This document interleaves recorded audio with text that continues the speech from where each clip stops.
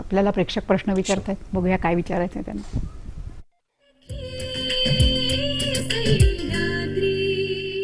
नमस्कार सर, माझं नाव समीर कामत आणि माझं एक स्वप्न आहे की वयाच्या 40व्या वर्षी मी माझ्या कामातून निवृत्त व्हावं आणि स्वतःचा काही व्यवसाय सुरू करावा.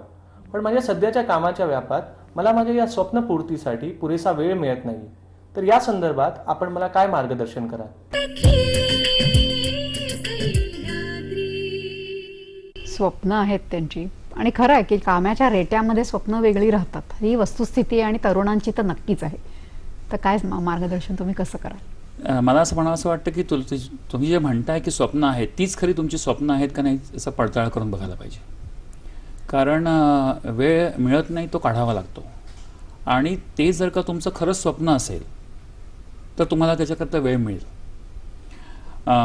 तुम्हाला उद्योगधंदा काहीतरी करायचा आहे आणि 40व्या वर्षी रिटायर व्हायचं कामातून, म्हणजे तुम्हाला त्याचा स्वतःचा उद्योगधंदा सुरू करायचा आहे. तर त्याच्यामध्ये तुम्हाला जे तुमचं स्वप्न आहे ते जर का मोठं असेल, मी कोणाला तरी आज सांगा होतं की स्वप्न, माझ्याकडे एक मुलगा काम करतो, त्याला विचारलं की तुझं स्वप्न काय आहे?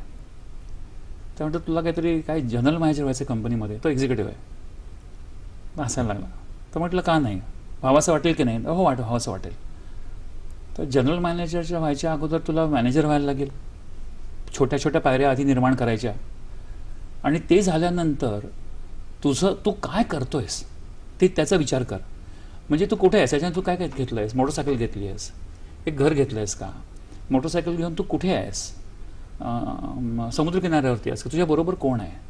लोक काय बोलत आहेत तुझ्याबद्दल? तू संपूर्ण तुझा विचार कर की तू काय कपडे घातलेस, कुठे उभा आहेस, काय करतोयस, लोक तुझ्याबद्दल काय म्हणत आहेत. आणि ते सगळ्यांनी तुला असं एक फिलिंग येईल, तुझ्या अंगावर रोमांच उभे राहिले पाहिजे. ते स्वप्न आणि त्या स्वप्नाचा जो अल्टिमेट इफेक्ट आहे तो तुमच्यापर्यंत डोळ्यासमोर असा लख्ख उभा राहायला पाहिजे.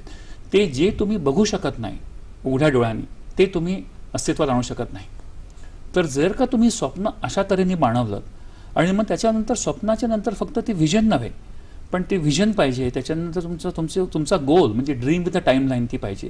तुम्हाला लक्षात घ्यायला पाहिजे ड्रीम स्टीलर्स असतात जे तुमची ड्रीम तुमच्यापासून हिरावून नेतात. मग ते का हिरावून नेतात, ते कोण असतात?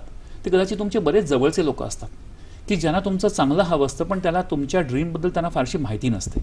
ते तुमचे ड्रीम्स हिरावून नेऊ शकतात. पण तुम्हाला तुमच्या ड्रीमबद्दल ते छोट्या एखाद्या इन्फंटसारखं काळजी घ्यायला पाहिजे त्याची.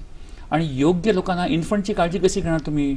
डॉक्टरकडे जाणार, त्याच्या प्रक्रियेबद्दल तर त्या डॉक्टरला विचारणार तुम्ही. तसं त्या फील्डमध्ये जे क्षेत्रामध्ये सक्सेसफुल आहेत त्यांच्याकडून सक्सेसफुल कसं व्हायचं ते शिकायला पाहिजे तुम्हाला.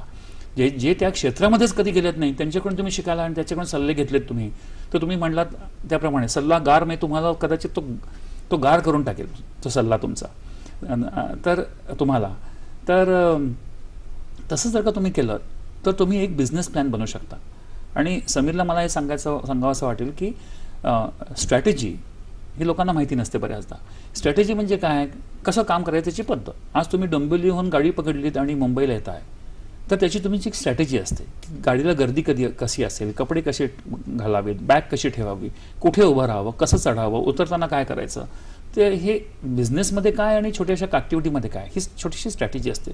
स्ट्रॅटेजी, गोल्स, विजन ह्याच्यामुळे लोक असे एकदम स्तब्ध बसूनच जातात. एकदम शब्द खूप मोठे आणि मोठी व्यक्ती, जनरल मॅनेजर्स, कंपनीचे व्हाईस प्रेसिडेंट ह्या शब्दांनी असे स्थिमित झालेले दिसतात, काही कळतच नाही. असं ते it's like a deer in front of the headlights so समीरला मला हे सांगावं असं वाटेल की ते महत्त्वाचं आहे. रिसोर्स मॅनेजमेंट महत्त्वाची आहे. रिसोर्स मॅनेजमेंट झाल्यानंतर तुम्ही स्वॉट ॲनालिसिस, तुमच्या स्ट्रेंथ्स आणि विकनेसेसचं ॲनालिसिस करता, नॉलेज मिळवता तुमच्याबद्दल, मार्केटबद्दल, सर्व्हिसबद्दल, तुमच्या कस्टमर्सबद्दल, तुमच्या कॉम्पिटिटर्सबद्दल.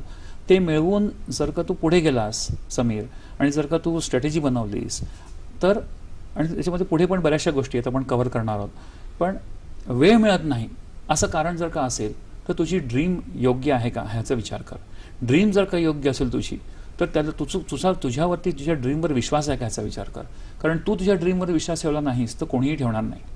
आणि जर का ही दोन गोष्टी असतील, तुझी ती खरीच ड्रीम असेल आणि जर का तुझा त्याच्यावरती विश्वास असेल तर तुला वेळ समीर मिळालाच पाहिजे.